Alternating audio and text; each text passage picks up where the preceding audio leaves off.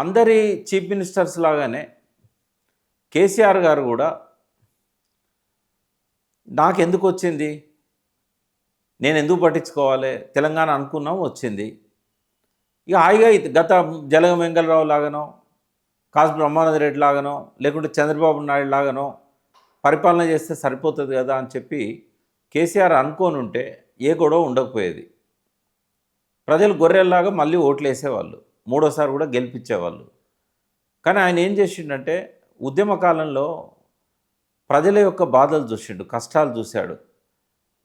మేము మాట్లాడుకునేటప్పుడు 2000 సంవత్సరంలో ఎందుకోసం మీరు తెలంగాణ గురించి ఇంత తీవ్రంగా మీరు ఉద్యమం కావాలనుకుంటున్నారు, మా చుట్టూ ఎందుకు తిరుగుతున్నారు అని నన్ను, జయశంకర్ లాంటి వాళ్ళని అడిగినప్పుడు మేము ఆయనకు ఒకటే చెప్పినాం, సార్ తెలంగాణలో నీళ్ళ గోస ఉంది, నిధుల మళ్లింపు ఉంది, నియామకాలలో తీవ్రమైన వివక్ష ఉంది, ఆత్మగౌరవం అనేది ఇవాళ ప్రతి ఒక్కరికి సమస్యగా మారింది. మన భాషను, సంస్కృతిని అన్నిటిని కూడా అవమానపరుస్తున్నారు. సినిమా రంగంలో కావచ్చు, బయట కావచ్చు, ఉద్యోగాలలో కావచ్చు, పబ్లిక్ సర్వీస్ కమిషన్ దగ్గర కావచ్చు, అన్నిటికంటే ఎక్కువగా ప్రజలు బలవన్మరణాలకు పాలవుతున్నారు. జైతి ఘోష్ కమిషను 2003లో చంద్రబాబు నాయుడు ఆ కమిషన్ రిపోర్ట్లో కూడా మనకిప్పటికీ గూగుల్లో ఉంది. రైతులు దాదాపు 30,000 మందికి పైగా 20 సంవత్సరాల్లో ఆత్మహత్యలు చేసుకున్నారు. దానికి కారణం ఏంది? ఒక వరంగల్ జిల్లాలోనే 97-98లో 500 మంది రైతులు ఆత్మహత్యలు చేసుకున్నారు. నేను, జయశంకర్ గారు, కేశవరావు జాదవ్ గారు, ఆనాటి తెలంగాణ ఐక్యవేదిక నాయకులు చాలామంది ఊర్లలో పోయినప్పుడు ఎందుకు చనిపోతున్నారు, దూలానికి వేలాడుతున్న, ఉరికొయ్యలకు వేలాడుతున్న రైతులను చూసి శవాన్ని దించకముందు మేము అక్కడికి చేరుకొని వాళ్ళని అడిగిన సందర్భాలున్నాయి. వాళ్ళు చెప్పింది ఏంటంటే 10 బోర్లు వేసిండు, 15 బోర్లు వేసిండు, ఎక్కడ కూడా నీళ్లు పడతలేవు. అంటే నీళ్ళ కోసం బోర్లు వేసి ఆ బోర్లలో నీళ్లు పడక ఉన్న భూములను అమ్ముకొని అప్పులు కట్టి అప్పటికి సరిపోక అంజమాన్ బ్యాంకు, భూతనకా బ్యాంకులలో అప్పులు తెచ్చి ఆ అప్పులు కట్టలేక వాళ్ళు వచ్చి ఇంటి ముందర బేఇజ్జత్ తీస్తూ ఉంటే, ఇంట్లో ఉన్న గిన్నెలు, వస్తువులన్నీ కూడా జప్తు చేస్తూ ఉంటే, ఎడ్లను, ఆవులను తోలుకపోతూ ఉంటే, దిక్కులేని పరిస్థితుల్లో భార్యాపిల్లల ముందు, అప్పులోళ్ళ ముందు ముఖం చూపెట్టలేక తలుపు పెట్టుకొని దూలానికి ఉరేసుకొని చచ్చిపోయిన వాళ్ళు, పెరుగన్నంలో పురుగు మందు కలుపుకొని బలవన్మరణాలకు పాలైన వాళ్ళు, ఈ గోస్ అంతా కూడా మేము ఆయనకు చెప్పడం జరిగింది. ఆయన కూడా చాలామంది రైతులను సిద్దిపేట ప్రాంతంలో ఆత్మహత్యలు చేసుకున్న సంఘటనలను చూశారు. లింగారెడ్డిపల్లెలో సిద్దిపేట పక్కనే ఉంటుంది.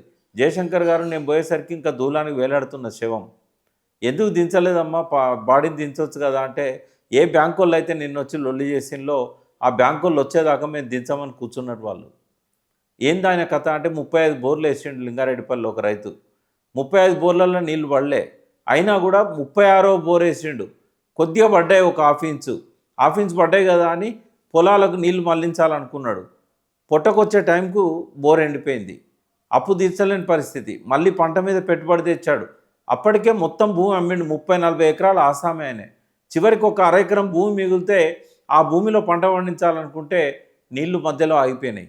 ఆ టైంలో అంజమాన్ బ్యాంకు వాళ్ళు వచ్చి, భూతనకా బ్యాంకు వాళ్ళు వచ్చి ఇంటి మీద లొల్లి చేస్తే ఆ రాత్రి 9:30 దాకా పిల్లలతో, భార్యతో మాట్లాడి రూమ్లో పోయి తలపెట్టుకొని ఉరిపెట్టుకున్నాడు. అంటే ఇవన్నీ పీసీ ఘోష్ గారికి తెలుసా? ఉత్తమ్ కుమార్ రెడ్డి గారికి గుర్తున్నాయి ఇవి? రేవంత్ రెడ్డి గారికి తెలుసా? ఎంతసేపు సీటు మీదనే ఆశ పెట్టుకొని అవతల వాళ్ళని ఎట్లా పడితే అట్లా దూషించడం తప్ప మరొకటి తెలియని వీళ్ళు. కేసీఆర్ గారికి ఇవన్నీ అర్థమైన తర్వాత పల్లె తిరిగిండు, రైతులను కలిసిండు, గోసేందో అర్థం చేసుకున్నాడు. అందుకే ముఖ్యమంత్రి అయిన మరుక్షణమే ఆయన మొట్టమొదటి ప్రాధాన్యతగా ఈ రైతుల ఆత్మహత్యలు ఆపాలి, అదే మన మొదటి లక్ష్యం. కొంతమంది మాలాంటి వాళ్ళం అడిగినాం, మీరు హైయర్ ఎడ్యుకేషన్కు నిధులు ఇస్తలేరు, మీరు యూనివర్సిటీలలో అపాయింట్మెంట్ చేయట్లేదు, మీరు ఆరోగ్య వ్యవస్థను బాగు చేయడం లేదు, వరంగల్ ఎంజీఎం హాస్పిటల్కు ఫండ్స్ ఇవ్వడం లేదు, గాంధీ దవాఖానకు డబ్బులు ఇవ్వట్లేదు అని అంటే, ముందు సచ్చేటోళ్ళను కాపాడుకోవాలన్నాయా? ఈ రైతుల ఆత్మహత్యలు ఆగాలి. అందుకే వ్యవసాయంలో, సాగునీటిలో మనం అర్జెంటుగా ఫోకస్ చేయాల్సిన అంశాలు ఉన్నాయి. మనం పెట్టుబడి అంతా కూడా దీనిలోనే పెట్టాలి అని చెప్పి ఆయన మొత్తం దృష్టి అంతా కూడా ఈ వ్యవసాయం, సాగునీరు మీదనే, ప్రాజెక్టుల మీదనే ఈ 2 టర్ములు కూడా దాదాపుగా పెట్టడం జరిగింది. సరే, ఆయన తపనంతా కూడా తొందరగా ప్రాజెక్టులు కంప్లీట్ కావాలంటే ఏం చేయాలి? సో ప్రాణహిత చేవెళ్ళ ప్రాజెక్టు కట్టాలనుకున్నాడు. ఎన్నికల ప్రణాళిక రాసుకునేటప్పుడు కూడా ప్రాణహిత చేవెళ్లకు జాతీయ హోదా సంపాదించాలని చెప్పి టీఆర్ఎస్ మేనిఫెస్టో 2014 గూగుల్లో ఉన్నది. మీరు ఎవరైనా ఓపెన్ చేయొచ్చు. ఆ కమిటీలో నేను కూడా ఉన్నాను. కడియం శ్రీహర్ గారి అధ్యక్షతన ఏర్పడ్డ ప్రణాళిక సంఘంలో నేను కూడా ఉన్నా. ఎన్నికల ప్రణాళిక కమిటీ అది.